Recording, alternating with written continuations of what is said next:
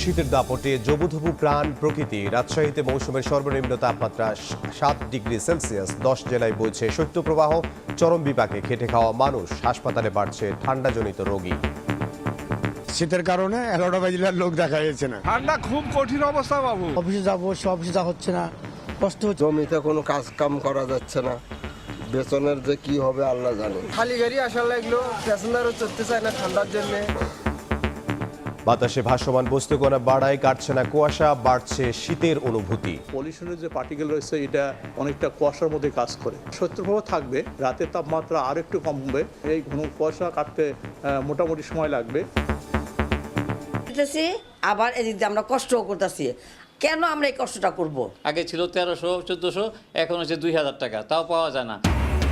গ্যাসের অভাবে জ্বলছে না চুলা। রাজধানীতে কোথাও মেলে দিনে 1 ঘন্টা। এলপিজির দাম নিয়ে ক্ষুব্ধ নগরবাসী। কারসাজির বিরুদ্ধে কঠোর ব্যবস্থার হুঁশিয়ারি উপদেষ্টা। প্রার্থিতা ফিরে পেতে আপিলের দ্বিতীয় দিনেও ইসিতে ভিড়। ভোটের পরিবেশ নিয়ে অসন্তোষ। লুট হওয়া অস্ত্র নির্বাচনের আগেই উদ্ধারের নির্দেশ ইসি সানাউল্লাহর। থানা থেকে লুট করা জার্মানির অত্যাধুনিক পিস্তল দিয়ে মিরপুর এলাকায় ছিনতাই ডাকাতি। র্যাবের অভিযানে উদ্ধার। চক্রের 4 সদস্য গ্রেফতার। নিউ ইয়র্কের আদালতে নিজেকে যুদ্ধবন্দী দাবি মাদুরোর। ফের শুনানি 17 মার্চ। পাল্টাপাল্টি বিক্ষোভ। ভেনেজুয়েলায় মার্কিন অভিযানের নিন্দা নিরাপত্তা পরিষদের।